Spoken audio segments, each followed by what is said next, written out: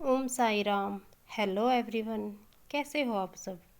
आशा करती हूँ कि बाबा की कृपा से आप सब स्वस्थ होंगे, मस्त होंगे और बाबा के नाम जाप में व्यस्त होंगे।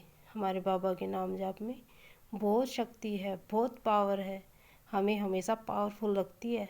ओम साई राम। आइए करते हैं दिन की शुरुआत बाबा के आशीर्वाद के साथ। बाबा के श्री चरणों में बारंबार यही प्रार्थना करती हूँ कि ये साईं परिवार हमेशा खुश रहे। जो भी जिस भी पीड़ा में है, बाबा उन सब की पीड़ाओं को ख़त्म करे और हमें हमेशा सही मार्ग दर्शन दे और सही मार्ग पर लगाए रखे। अगर हम किसी गलत राह पे भटके तो बाबा प्लीज़ हमें वहीं रोक दीजिएगा। बाबा, हम आपके बिना कुछ नहीं कर सकते। बाबा, आप हमारे लिए सब कुछ है। बाबा, आपको देखे बिना ना तो दिन की शुरुआत होती है और ना ही रात ख़त्म होती है। ना ही रात को सोते हैं तो भी आँखों में आपका चेहरा लेके सोते हैं, सुबह उठते हैं तो भी आपके दीदार के साथ दिन की शुरुआत करते हैं। बाबा शुक्रिया साईनाथ, शुक्रिया। आइए आज मैं आपको एक छोटी सी स्टोरी जो नाम जप के बारे में आपको और बाबा के करीब लेके जाएगी वो बताना चाहती हूँ। तो आइए एक कहानी, छोटी सी कहानी जिसके माध्यम से आज प्रभु के नाम जाप की शक्ति के चमत्कार का आपको भी अनुभव होगा।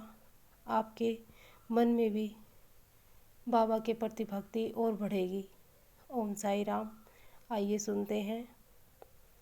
ओम साई राम। किसी ने ना बड़े कमाल की बात कही है कि सुनी हुई बात पर कभी भरोसा नहीं करना, क्योंकि कोई भी अपनी कहानी का वो पार्ट नहीं सुनाएगा जहाँ वो गलत हो। ओम साई राम। मैं हूँ आपकी प्यारी सी साईं सीमा। मैं आपको एक कहानी सुनाती हूँ। ये कहानी एक चोर की, जिसका पिता भी एक चोर था, और जब वो अपनी अंतिम सांस गिन रहे थे तब उसने अपने बेटे से बोला कि मैंने तो उम्र भर चोरी की और तुम भी इसी काम में लग गए, लेकिन एक बात हमेशा याद रखना कि कभी किसी भी मंदिर में और या फिर किसी धार्मिक जगह, आश्रम में मत जाना। गलती से भी तुम्हारे कदम वहाँ ना पड़े। ये चोरी का धंधा भूल जा नहीं तो ये चोरी का धंधा भूल जाना, क्योंकि मंदिर और आश्रम जैसी जगहों में ये सब नहीं चलता। तो उसके पिता ने ये सब समझाया और उसे कहा कि भाई अगर चोरी करता रहेगा तो भूल कर भी किसी को ये मत बताना कि मैं चोर हूँ, मैंने कभी चोरी की है। ये एक मंत्र था जो उसके पिता ने उसको बताया और उसके बाद उसने आखिरी श्वास ले ली। वह चोरी पर चोरी करता रहा। वह एक दिन किसी घर में, किसी महल में गया चोरी करने के लिए। तो वहाँ पे उसने चोरी करने के लिए घर का दरवाजे ताला तोड़ा और अलमीरा से सामान निकालने ही वाला था कि अचानक से उसको घर वालों को आवाज़ सुनी। तो उन्होंने शोर मचाना शुरू कर दिया, चोर चोर चोर। तो घर वाले बाहर से जो उनके सैनिक वगैरह थे वो आए और चोर के पीछे पीछे भागने लगे। और चोर दौड़ते हुए ना किसी आश्रम में चला गया। वहाँ आश्रम में उसको पता नहीं था वो दौड़ते दौड़ते कहाँ आ गया है। वो आश्रम में गया तो आश्रम, उसको वो बात याद आ रही थी उसके पिताजी की कि किसी भी धार्मिक जगह पर मत जाना। और आश्रम में सत्संग चल रहा था, तभी उसने अपने कानों को बंद कर लिया। लेकिन वो कहते हैं ना कि इंद्रियों को जितने भी मतलब रोकने की कोशिश करें तो जो कान में बात पड़नी होती है वो तो पड़ेगी। तो उसके कानों में ये बात पड़ी कि देवी देवताओं की परछाई नहीं होती।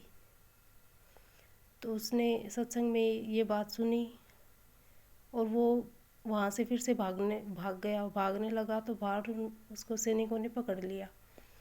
तब उसको सैनिकों ने पकड़ कर राजा के दरबार में ले गए और वहाँ पे उससे पूछा गया कि तुमने चोरी की?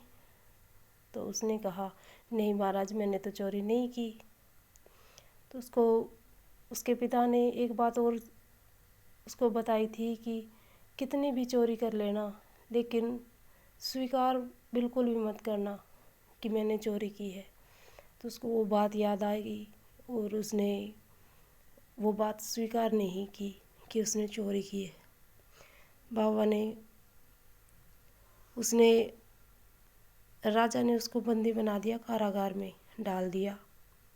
तो कारागार में डालने तक उसने बार बार यही कहा कि मैंने चोरी नहीं की।